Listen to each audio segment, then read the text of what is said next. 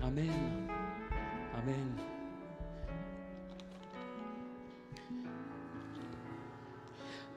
Merci, on va continuer avec le message.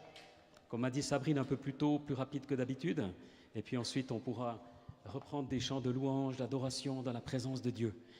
Et, waouh, vous savez que le Seigneur s'est révélé dans la parole de Dieu, dans la Bible, au travers de tous les chapitres, au travers de l'Ancien et du Nouveau Testament, progressivement, pour que nous comprenions qu'il est trinitaire, Père, Fils et Saint-Esprit. Et durant ces semaines, on a eu à cœur vraiment d'être dans une thématique et de parler en particulier du Saint-Esprit et surtout du Saint-Esprit dans la relation qu'il entretient avec nous, qu'il aimerait développer avec nous. Le Saint-Esprit est là. Je sais qu'il est là aujourd'hui. Il est là dans ta vie. Et pourtant, souvent, nous ne le percevons pas. Et parfois, nous ne percevons pas le Saint-Esprit parce que nous sommes tout simplement, comment dire, bloqués en nous-mêmes. Parce que le Saint-Esprit, bien sûr, agit au niveau de notre intellect, en nous éclairant la parole de Dieu, mais le Saint-Esprit agit aussi au niveau des émotions. Il agit aussi au niveau de notre volonté. Et là où nous sommes comme bloqués par la vie, eh bien, parfois, ça limite l'action du Saint-Esprit. Je me rappelle un ami, ça avait été un pas important pour lui. La première fois, il était jeune pourtant, mais où il a juste pu lever les mains dans la louange. C'était une immense victoire. Étonnant. Comme si c'est pas qu'il était contre, simplement ça l'intimidait. Peut-être vous aussi, la première fois, vous avez prié à haute voix, ou peut-être vous n'avez jamais prié à haute voix, mais peut-être vous l'avez fait chez vous, dans votre chambre, mais à chaque fois, c'est comme un pas. Et si on est limité dans nos émotions, quelquefois, ça va limiter aussi l'action du Saint-Esprit. Mais Dieu est plus grand que ça, et il va nous transformer peu à peu, et nous encourager. Juste avant que j'approfondisse le message, la parole de Dieu, en primeur, on a l'opportunité dimanche prochain, je viens de l'apprendre, on va dire cette nuit, ce matin, c'est Martin Millman qui nous a proposé, comme visiteur, orateur extérieur, un pasteur de Kiev. C'est une église de 2000 personnes, il a l'occasion de venir en Suisse, il sera là dimanche prochain. Et donc, invitez vos amis ukrainiens, ou vos amis tout court, ou russes. Et donc, on aura le privilège d'avoir, il prêchera en anglais et il nous donnera certainement aussi un petit peu un aperçu de ce qu'ils vivent là-bas. C'est une église de 2000 personnes, la moitié sont d'origine juive. C'est très particulier aussi, l'Ukraine, et je me réjouis de le découvrir et de sentir un petit peu ce qui se passe dans ce pays. Et franchement, c'est un privilège. Alors, on a dit oui, on a changé le calendrier un tout petit peu. Mais pour ce matin, je crois vraiment que le Seigneur veut nous encourager à marcher main dans la main avec lui, et en particulier par l'action du Saint-Esprit. En fait, notre ministère, notre service est l'expression de l'onction de Dieu dans nos vies. Nous exprimons le royaume de Dieu ou pas. Quelqu'un disait, l'ombre d'une personne sombre ne va pas guérir. On voit que Jésus, quand il se déplaçait, l'onction était sur lui. Il l'a dit dans Luc 4, l'onction est sur moi pour annoncer la bonne nouvelle aux pauvres, aux malades, aux aveugles, et ainsi de suite. Laissez-moi vous dire que le terme onction apparaît déjà dans l'Ancien Testament. Le terme onction, dans le fond, se retrouve clairement dans le mot Christos en grec. Christ. Christ qui signifie celui qui est oint. Et donc, cette notion de l'onction du Saint-Esprit, elle est fondamentale. Et quand Jésus déclare « le Saint-Esprit m'a oint », il était dans une synagogue, là où il était né, après avoir été tenté dans le désert pendant 40 jours, après avoir reçu le Saint-Esprit lors de son baptême. Et Jésus dit « le Saint-Esprit m'a oint », ou « Dieu m'a oint » pour annoncer la bonne nouvelle. Mais comment se fait-il? Lui, Jésus, le Fils de Dieu, avait-il besoin d'onction? Oui, parce qu'en fait, comme vous le savez, il est pleinement homme, pleinement Dieu, pleinement homme. Et lorsque Jésus est sur cette terre, il décide de vivre comme nous, d'être tenté comme nous, de souffrir comme nous, d'avoir faim, soif comme nous, et ainsi de suite. Et donc, il décide de renoncer provisoirement à ses prérogatives divines. On pourrait même dire d'une certaine façon que lorsque Jésus guérit les malades, il ne le fait pas d'abord parce qu'il est Dieu, mais il le fait parce qu'il est oint du Saint-Esprit. Bon, il ne faut pas aller trop loin dans ces choses parce que c'est toujours un peu délicat, mais quand même, il le dit. C'est parce qu'il est oint du Saint-Esprit que cette onction est puissante. Ah, c'est original.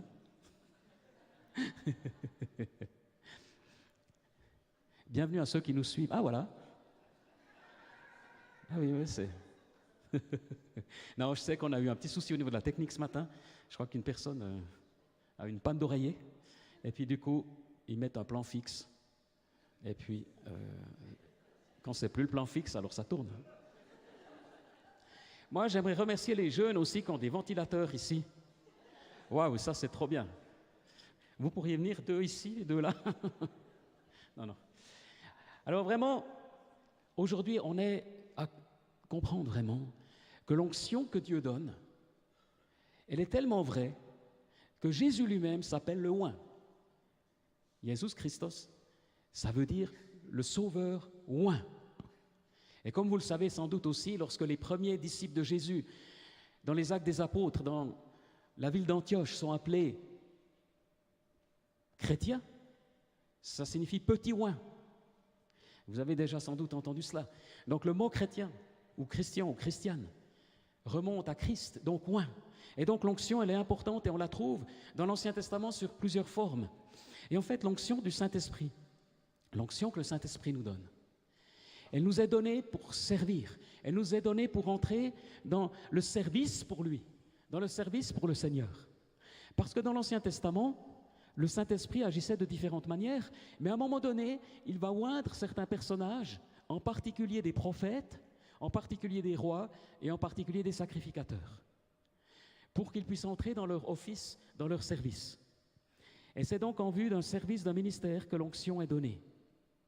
Et c'est associé très souvent à l'huile. C'est associé aussi à la présence de Dieu, tout simplement, à la révélation de Dieu, à la promesse de Dieu. Et David, depuis des semaines, depuis des mois, mais à un moment donné, dans une grotte, de façon complètement inattendue, il est à la merci de David. Et les associés de David lui disent, mais Dieu te le donne. Et David est un guerrier. David tuait ses ennemis. Et là, il dit non, je ne toucherai pas.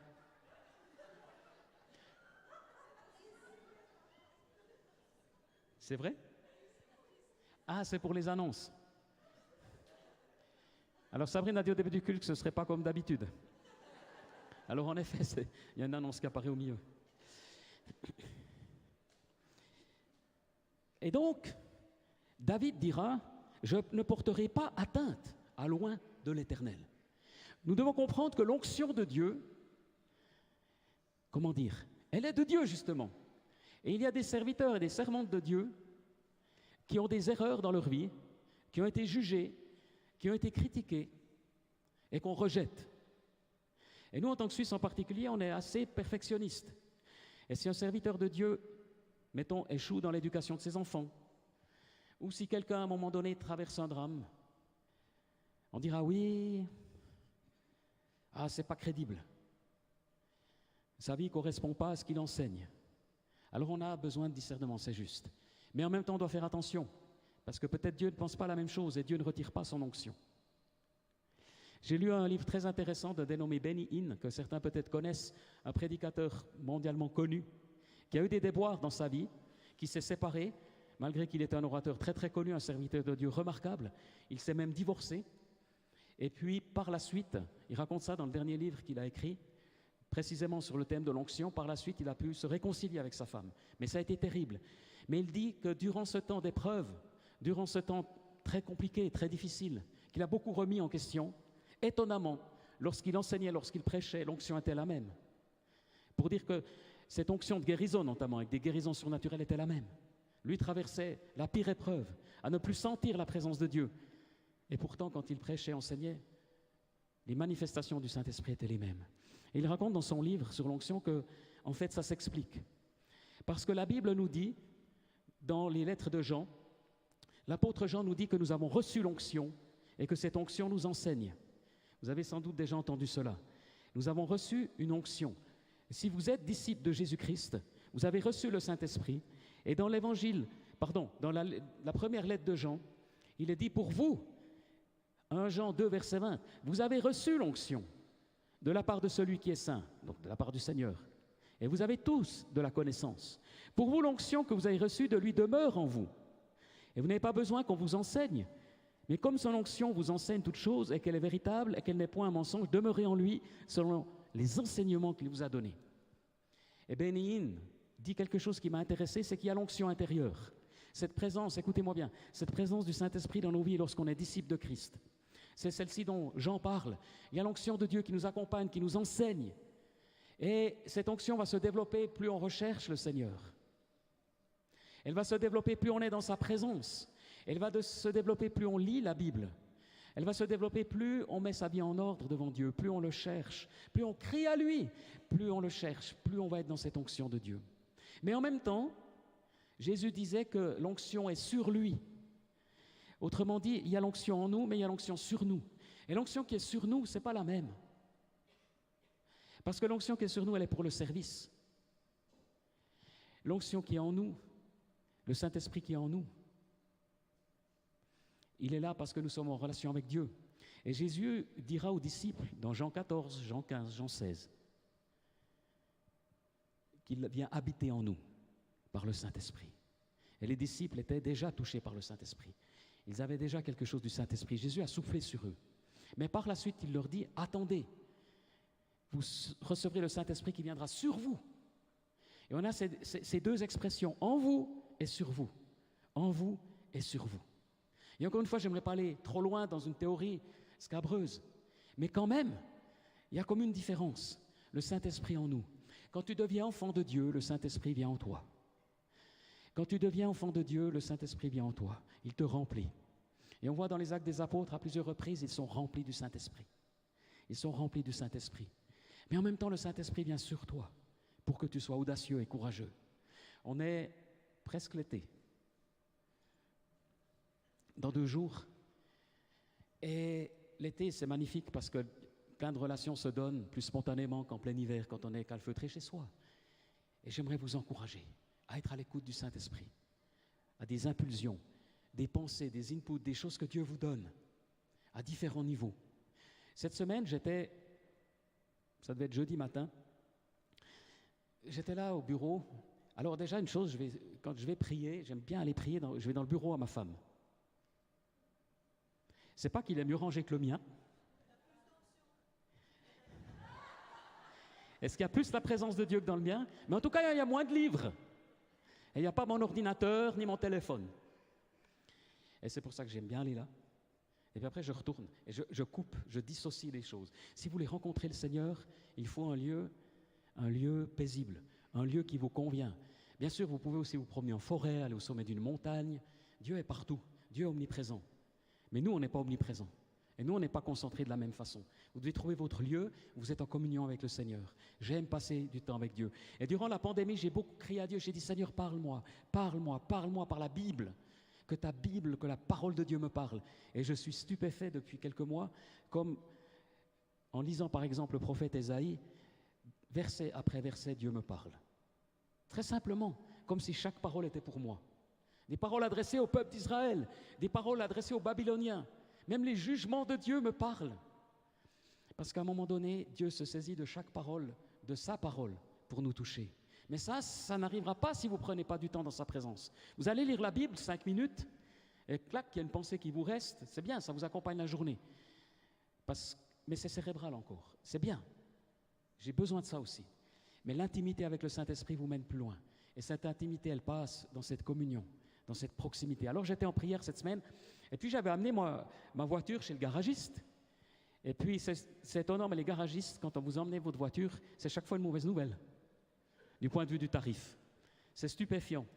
Alors il me dit, voilà, finalement il y a les freins à changer, il y a une jauge qui ne fonctionne plus, il faut changer ici, ouais, ça va faire 2300 francs. Je dis, comment? J'ai dit, ouais, vous allez quand même faire un petit effort. Oui, vous êtes un bon client, vous venez avec votre... Ouais.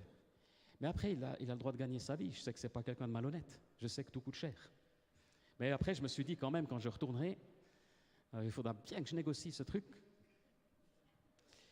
Et puis alors, j'étais en prière, puis je prie, puis tout à coup, je pense que le Saint-Esprit me met à cœur.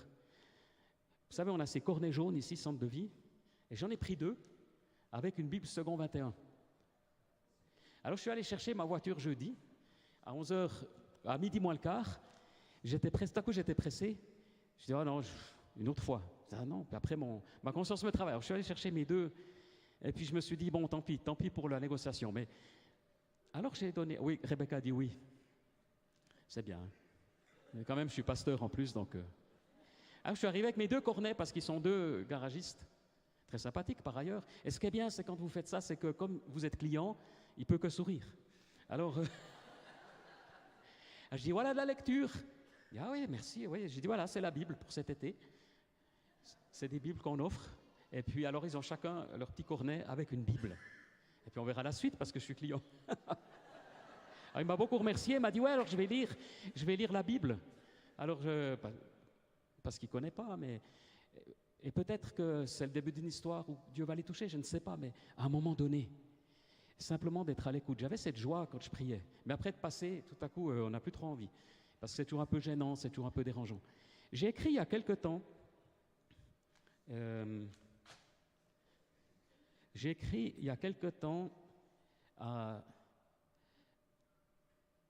Vous avez remarqué ou pas remarqué, on est quand même en Suisse, on ne réalise pas toujours.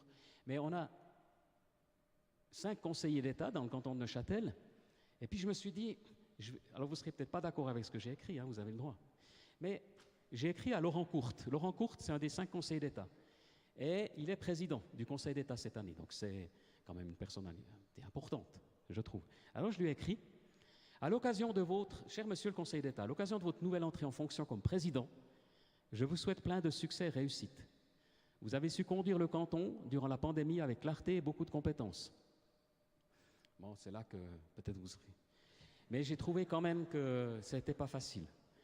Un grand merci pour votre travail qui est loin d'être agréable et reposant tous les jours. Je prie que le Seigneur accorde sa faveur et providence à nos autorités cantonales. Mais oui, j'ai déjà parlé avec lui. Et il m'a déjà dit qu'il n'était pas croyant. Et alors il m'a répondu, le temps m'a manqué ces dernières semaines pour donner suite à votre message que je ne souhaitais néanmoins pas laisser sans suite. Je vous remercie de vos encouragements, de vos félicitations et de vos prières pour une fonction qui, si elle n'est pas de tout repos et connaît ses difficultés, ne peut s'exercer si elle ne procure pas aussi d'importantes satisfactions. C'est encore mon cas après bientôt 10 ans de mandat, ce qui me donne de l'énergie pour la suite. Avec mes remerciements, etc. Et il remercie donc pour mes prières. Alors vous voyez, c'est important de se laisser conduire. Je ne sais pas ce que Dieu prépare, mais on a tous des gens autour de nous et c'est tellement important de sortir du bois, de faire notre coming out, pour certains qui n'osent pas s'afficher en tant que chrétien et chrétienne, et d'être disciples. Il y a beaucoup de chrétiens dans la société qui n'osent pas s'afficher parce qu'ils ont une position, parce qu'ils ont ci, parce qu'ils ont ça. Moi, je me rappellerai toujours Pierre qui, un hiver, a distribué à tous ses collègues, tous ses employés. C'était un homme important, Pierre. Aujourd'hui, c'est un homme très important. Mais il avait 50, 60 employés, et puis il leur a offert à tous un carnet avec des versets bibliques. Enfin, je crois que c'était ça, un calendrier plutôt. Quelque chose comme ça, ou un livre. Enfin, plutôt un livre chrétien. Et puis il s'est fait convoquer par la direction de l'hôpital. Et c'est pas si simple. Et peut-être que, voilà, il a peut-être enfreint un règlement, juste parce qu'une des 50 personnes l'a dénoncé. Et puis, mais ça demande du courage. Mais Pierre, il est béni plus que jamais. Il est toujours à cet hôpital. Puis les collaborateurs qui sont peut-être plus là. Le directeur, il est peut-être plus là. Ou la directrice. Ils sont tous partis. Pierre, lui, il est toujours là. On doit avoir du courage pour annoncer l'évangile. Et des fois, c'est simplement donner un livre, donner un objet. Mais pour qu'on le fasse, on doit être attentif au Saint-Esprit. On doit être attentif au Saint-Esprit, aux impressions du Saint-Esprit. On doit apprendre à ressentir la présence de Dieu. Peut-être vous ne ressentez rien, peut-être vous êtes là ce matin, vous n'avez rien ressenti de particulier. Vous devez apprendre à être sensible au Saint-Esprit. Moi, j'ai dû apprendre. Et à réaliser qu'une atmosphère agréable, une ambiance agréable, c'est peut-être le Saint-Esprit, c'est peut-être pas qu'humain. Et si vous apprenez à écouter le Saint-Esprit, à être sensible à sa présence, vous savez que le Saint-Esprit est descendu sur Jésus lors de son baptême, comment? Sous la forme d'une colombe. Ce n'était pas une colombe, mais sous la forme d'une colombe. Et c'est une image. On pense à Noé aussi. Lorsque Noé aimerait quitter son navire, l'arche, à un moment donné, il envoie une colombe qui reviendra avec un rameau d'olivier. C'est depuis ce moment-là que la colombe représente la paix. Mais ça, c'est autre chose. Mais en tout cas, la colombe, elle a ce site particulier qu'elle est sensible, nous dit-on. Et puis, elle a une autre qualité, c'est qu'elle est fidèle toute sa vie. J'ai vérifié encore, pour ne pas dire des bêtises. Elle est fidèle au même partenaire toute sa vie. Ça, c'est intéressant. Elle n'est pas adultère. Bon, mais surtout, elle est sensible. Il y a une sensibilité. Et le Saint-Esprit est sensible. Est-ce qu'on ose dire ça? Le Dieu Tout-Puissant. Il est dit, n'attristez pas le Saint-Esprit. N'attristez pas le Saint-Esprit. Dans Éphésiens. N'attristez pas le Saint-Esprit. On peut attrister le Saint-Esprit. On peut attrister évidemment le Seigneur parce qu'on est pécheur, parce qu'on ment, parce qu'on est hypocrite, parce qu'on est amer, parce qu'on a de l'amertume, parce qu'on ne pardonne pas. Tout ça attriste le Saint-Esprit. Mais j'ai l'impression qu'on peut aussi attrister le Saint-Esprit simplement parce qu'on l'ignore, alors qu'il nous cherche, alors qu'il aurait des choses à nous donner. Et tout à coup, on se ferme, et c'est comme si le train est passé. Mais demain, le Seigneur cherche de nouveau ton cœur, et tu peux t'ouvrir à nouveau, et le laisser comme ce souffle qui vient sur toi. Et puis, dans les Actes des Apôtres, le Saint-Esprit, l'onction est descendu comme des flammes de feu. Autrement dit, il y a différentes manifestations du Saint-Esprit. Et ton ami va vivre la présence de Dieu d'une certaine façon, toi d'une autre. Et l'erreur, c'est de comparer. Certaines personnes, lorsqu'elles sont touchées par le Saint-Esprit, versent des larmes. D'autres se mettent à trembler. D'autres encore, c'est arrivé, on prie pour les gens, tout à coup, elles sont tellement submergées par la présence de Dieu qu'elles tombent. Et puis d'autres, rien ne se passe physiquement. C'est plutôt mon cas. Mais je peux vous dire qu'intérieurement, des choses se passent. On est tous différents. On est tous différents, le Saint-Esprit agit différemment et notre corps aussi réagit différemment à la présence de Dieu. Ce n'est pas un problème. Mais la question, c'est d'être ouvert, vraiment d'être rempli du Saint-Esprit. Et on a à cœur d'être une église centrée sur la pensée de Dieu, biblique, oui, mais une église aussi où nous sommes des disciples du Seigneur et où nous sommes tous des petits oins, des petits Christ, des christianoi, des chrétiens qui sont oints du Saint-Esprit dans la vie quotidienne et qui osent se lancer et prier pour quelqu'un qui est malade, proposer la prière. Les gens ne refusent pas. Ce n'est pas parce que tu as une énergie particulière, non. Ce n'est pas parce que tu as du magnétisme, non. Mais c'est parce que le Saint-Esprit à travers toi veut agir. Et ça lui appartient. Tellement de personnes sont touchées, vivent une guérison physique et nous le disent après coup. On a eu beaucoup de témoignages ces derniers temps dans ce sens-là. J'aimerais vous encourager cet été à faire un pas de plus, à demander des rendez-vous divins, à demander des opportunités. Et Dieu va agir et ça rend la vie palpitante. Mais pour ça, vous allez devoir prendre chaque matin, ou chaque soir, ou chaque midi. Mettons chaque matin un moment où vous cherchez le Seigneur. Vous criez à lui. Vous criez à lui. Seigneur, plus de toi dans ma vie. J'ai soif de ta présence. David dit et déclare dans les psaumes, j'ai noté quelques versets qui m'encouragent aussi beaucoup, qui vont aussi vous encourager, qu'il soupire après le Saint-Esprit.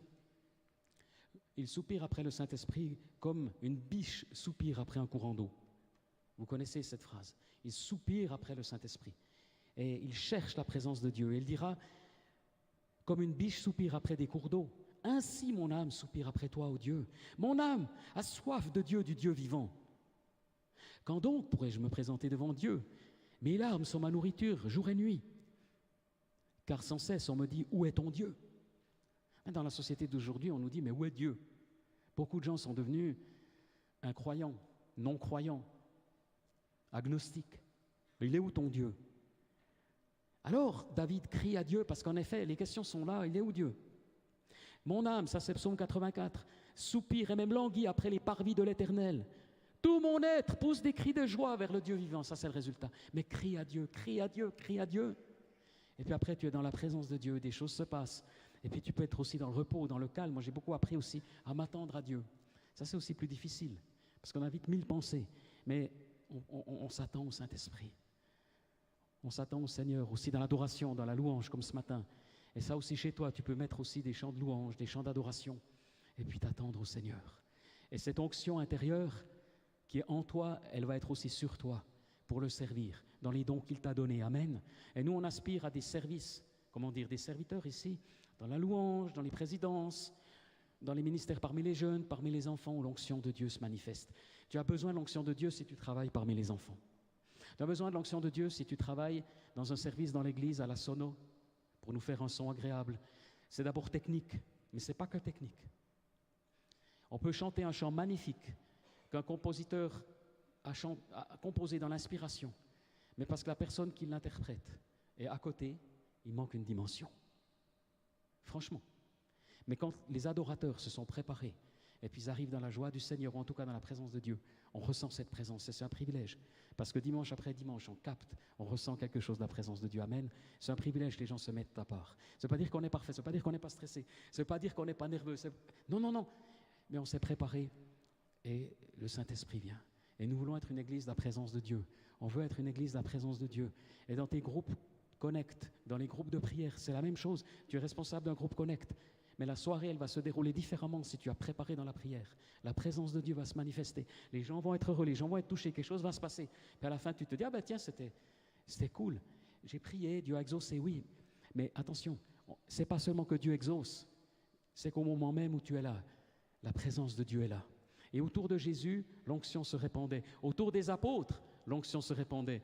Et même l'ombre de Paul, ou de Pierre, c'était Pierre plutôt, et tout à coup, il y avait une guérison parce que Pierre était passé par là. Il y avait une onction puissante. Et pour terminer, j'aimerais dire encore une chose. J'ai été poussé par le Seigneur, vraiment, je n'entre pas dans les détails comment, mais à lire des récits d'un célèbre chrétien qui s'appelait Bernard de Clairvaux, en l'an 1000. Et c'est un homme qui a marqué aussi Martin Luther et les réformateurs 5 siècles plus tard. Mais cet homme, il a un appel à servir Dieu. Et ses frères et sœurs aussi vont servir Dieu. Et puis, il va créer des monastères. Mais surtout, c'est un homme d'une humilité déconcertante. C'est un homme qui choisit aussi, qui fait vœu de pauvreté, c'était aussi à l'ère de l'époque. Mais surtout, à un moment donné, une femme vient vers lui. Et son enfant est mourant. Et puis, vraiment à l'extrême. Et puis, elle lui demande de prier pour cet enfant. Elle lui dit, mais moi, je ne suis pas apôtre. Les apôtres, Jésus peut guérir les malades, moi, je ne peux rien. Mais elle insiste tellement qu'il le fait. L'enfant guérit. Et c'est le début d'un ministère de guérison qui traverse l'Europe. Il est passé par la Suisse, il est passé partout.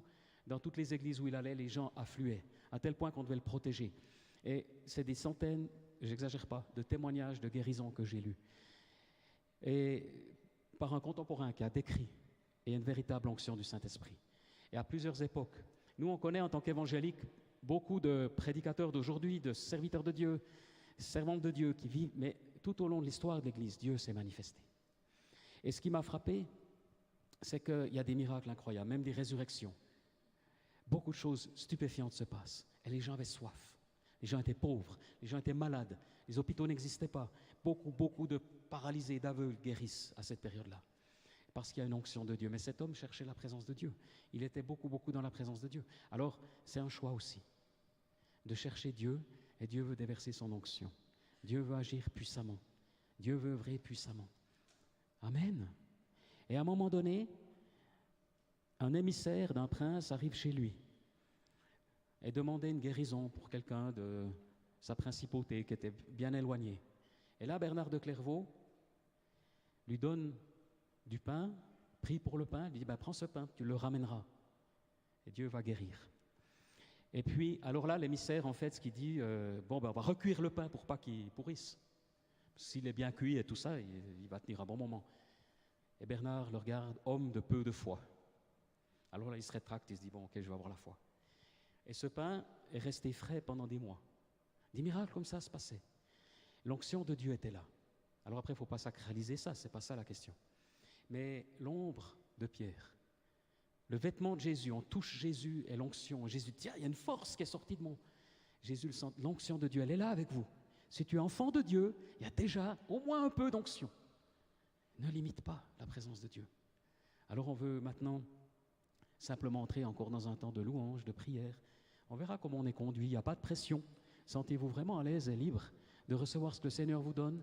Peut-être vous aurez envie de venir devant, peut-être vous aurez envie de venir debout, peut-être au contraire d'être calme et attentif.